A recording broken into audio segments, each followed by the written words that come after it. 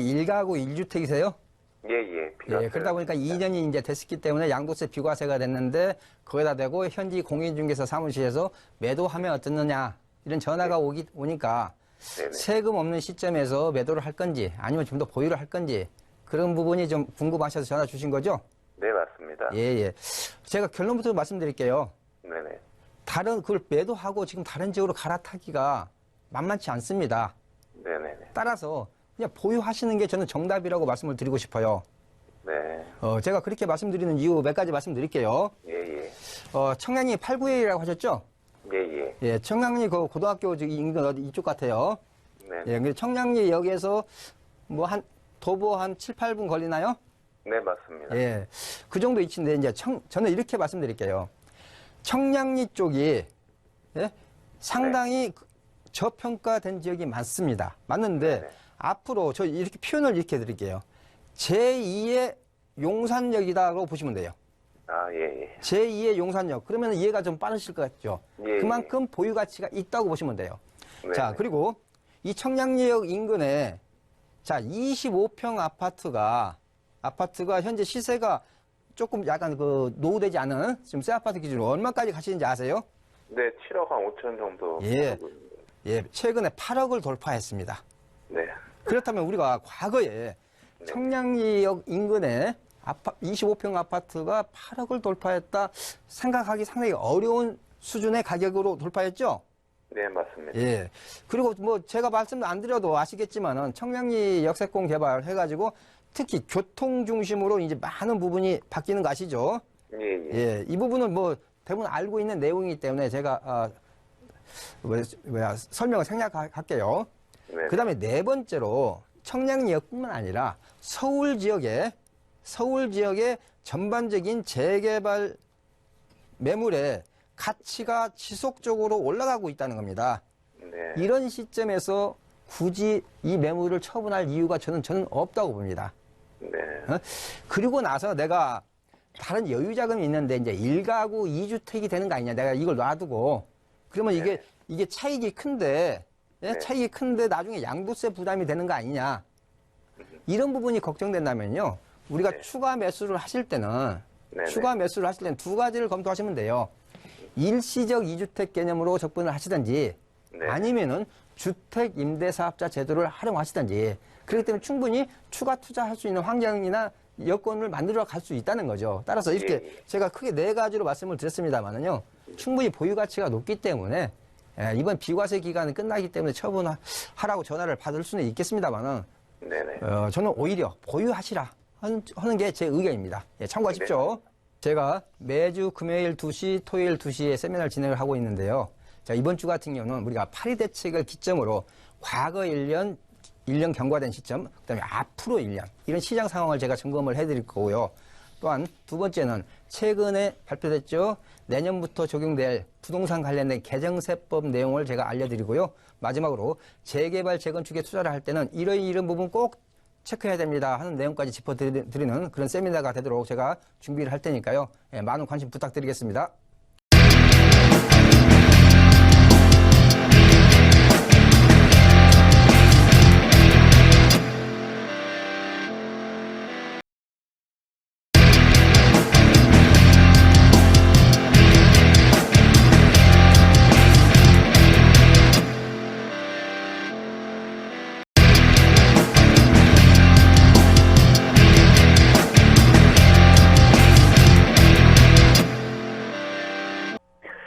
한 20년 정도 됐습니다. 그럼 오래전부터 가지고 계셨네요. 네네. 예. 뭐 그 동네 또 살고 계시니까 그 동네에 대해 잘 알고 계시겠네요. 네네. 자, 이렇게 말씀드릴게요. 이태원 청아아파트 하면요. 옛날 같은 경우 고위공직자나 연예인이나 이런 분들이 많이 살았던 좀 유명한 아파트입니다. 자, 지금 현재 한 36평이 매매가가 어느 정도 가시는지 아세요? 제가 요 근래는 안 가는데 한 13억, 14억 왔다 갔다 하는 거로 저번에 듣긴 했는데 정확히는 모르겠습니다. 13억, 14억이요? 예. 제가 보니까 한 1년 전 상황을 말씀하시는 것 같아요. 네. 최근에 한 15억 중반까지 이렇게 가고 있습니다. 예. 가격이 지금 거기 오히려 많이 올랐고요. 두 번째는 매물도 별로 없습니다. 매물도 거의 안 나와 있어요. 그럼 매물이 안 나와 있다는 얘기는 뭐겠어요? 추가 상승 여력이 있기 때문에 사람들이 매물을 안 내놓는다는 그런 의미도 함축되어 있는 거죠? 네. 예. 그 다음에 잘 아시겠지만 주변에 상승 요인만 가득한 곳이에요.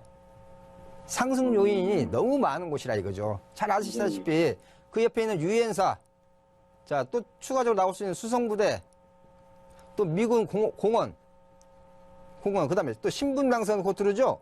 예. 네. 그 다음에 또 주변에 한남 뉴타운 또, 재개발되면은 주거 환경이 또 인프라가 더 좋아지죠? 네. 말 그대로 상승 요인만 가득 가지고 있는 지역이에요.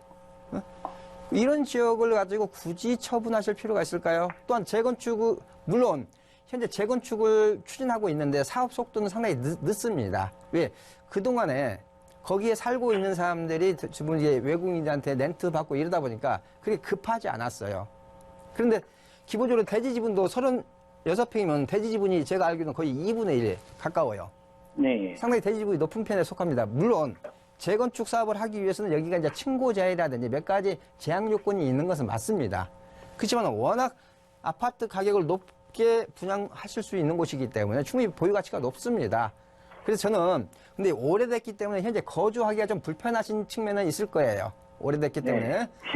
그렇기 때문에 그냥 만약에 거주하기가 불편하시다면요. 놔두시고 그 전세 받아서 전세 보증금을 가지고 다른 데 가서 전세로 사시는 거 좀 그런 쪽으로 생각을 해보시기 바랍니다. 자, 예. 기본적으로 매도하지 마시고 보유하시는 게 좋습니다. 예, 감사합니다. 예. 제가 매주 금요일 2시, 토요일 2시에 세미나를 진행을 하고 있는데요. 자, 이번 주 같은 경우는 우리가 파리 대책을 기점으로 과거 1년 경과된 시점, 그 다음에 앞으로 1년, 이런 시장 상황을 제가 점검을 해드릴 거고요. 또한 두 번째는 최근에 발표됐죠. 내년부터 적용될 부동산 관련된 개정세법 내용을 제가 알려드리고요. 마지막으로 재개발, 재건축에 투자를 할 때는 이런 부분 꼭 체크해야 됩니다 하는 내용까지 짚어드리는 그런 세미나가 되도록 제가 준비를 할 테니까요. 예, 많은 관심 부탁드리겠습니다.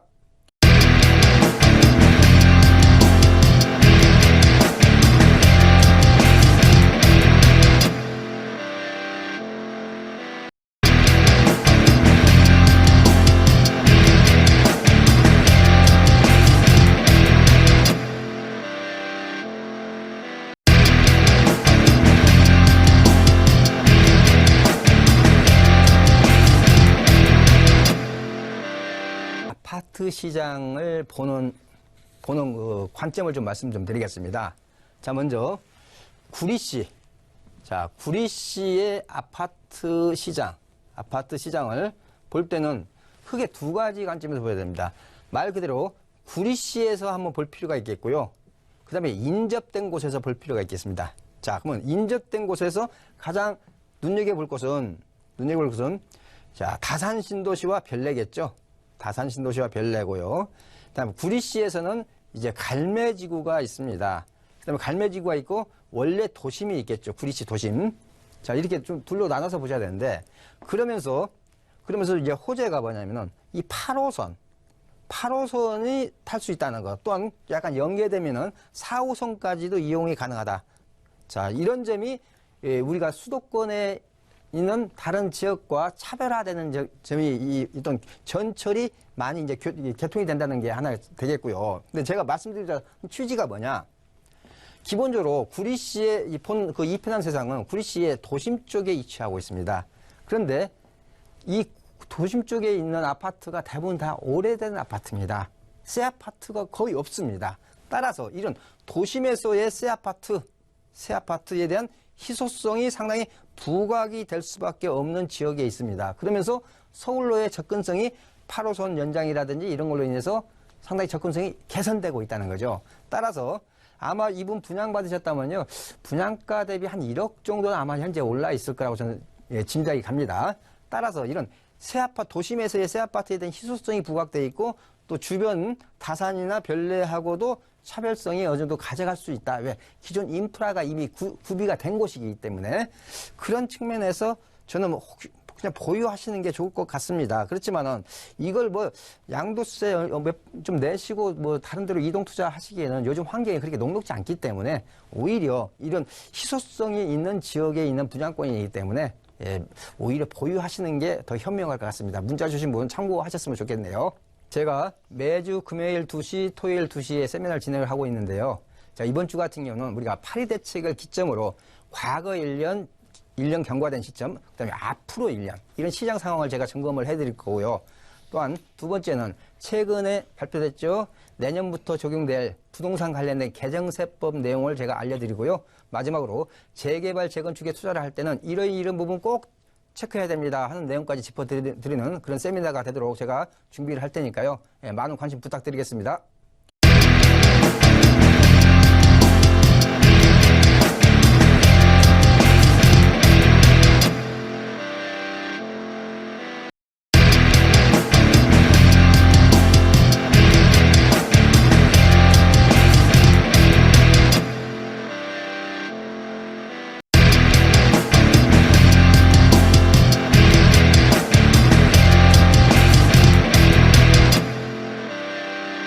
혹시 그 분양받은 오피스텔의 면적이 혹시 방이 2개짜리예요, 3개짜리, 하나짜리예요?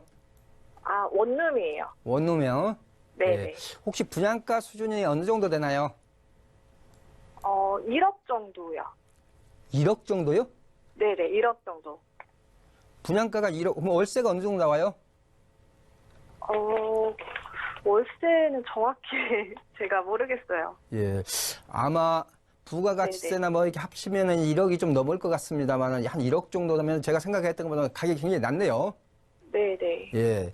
자, 그렇지만 제가 이렇게 말씀드릴게요. 자, 예를 들어서 우리 전화 주신 시청자님이, 예? 김포 한강 신도시 인근에, 예, 구례기니까 김포 한강 신도시 인근이에요. 네네. 예. 자, 이쪽에, 자, 원룸 오피스텔에 누가 월세 내고 사는, 누가 임차인이죠? 누가 임차인이라고 생각하세요? 누가 임차인이라고 생각하세요? 말 그대로 이런 원룸에 사는 사람은 말 그대로 젊은 독신이 사는 거죠? 네. 예. 그러면은 김포 한강 신도시에 젊은 독신이 이런 수요층이 많은 지역입니까? 네네. 많아요? 좀 우리 전화 주신 있어요. 우리 시장님 뭔가 시장 분석 잘못하신 것 같습니다. 자, 예를 들어서 그 모델하우스에서는 마곡을 얘기를 할 수가 있어요. 아, 마곡 지구에 사는 사람들이 이쪽으로 올 수가 있다. 이렇게 현혹을 시킬 수는 있겠죠. 이렇게 현혹. 네. 예. 아니, 마곡 지구에도 오피스텔이 많습니다. 그런데 거기서 버스 타고 전철 타고 김포까지 갈 젊은 층이 있겠습니까? 예. 그렇기 때문에 기본적으로 분양가 네, 네. 대비 수익률만 가지고 의사결정하시는 것은 좀 잘못된 것 같고요. 자, 네. 이렇습니다. 제가 김포 네. 한강 신도시뿐만 아니라 네. 일반적으로 신도시의 원룸 오피스텔은 그만큼 수요층이 없습니다. 왜? 거기에 젊은 사람들이 살 수 있는 일자리가 상대적으로 갖춰지지 않은 곳이기 때문에 그만큼 네, 수요층이 있을 수가 없습니다. 그렇기 때문에 기본적으로 김포 한강 신도시뿐만 아니라 신도시자 붙은 곳에 원룸 오피스텔 투자하시는 것은요, 굉장히 신중하게 접근하셔야 됩니다. 예를 들어서 일자리가 많은 마곡지구에 있는 오피스텔도 현재 예상 임대료보다 낮습니다. 네. 그런데 김포 한강 신도시에 가서 젊은 사람들이 많다라고 생각하신 그 자체가 좀 시장 조사를 잘못하신 결과인 것 같습니다. 저는 이미 뭐 투자를 하셨기 네. 때문에요. 손해를 네. 보지 않은 선에서 처분하시는 것도 신중하게 검토를 해보시기를 바라겠습니다. 예, 참고하십시오. 제가 매주 금요일 2시, 토요일 2시에 세미나를 진행을 하고 있는데요. 자, 이번 주 같은 경우는 우리가 파리 대책을 기점으로 과거 1년 경과된 시점, 그다음에 앞으로 1년 이런 시장 상황을 제가 점검을 해드릴 거고요. 또한 두 번째는 최근에 발표됐죠. 내년부터 적용될 부동산 관련된 개정세법 내용을 제가 알려드리고요. 마지막으로 재개발, 재건축에 투자를 할 때는 이런 부분 꼭 체크해야 됩니다 하는 내용까지 짚어드리는 그런 세미나가 되도록 제가 준비를 할 테니까요. 예, 많은 관심 부탁드리겠습니다.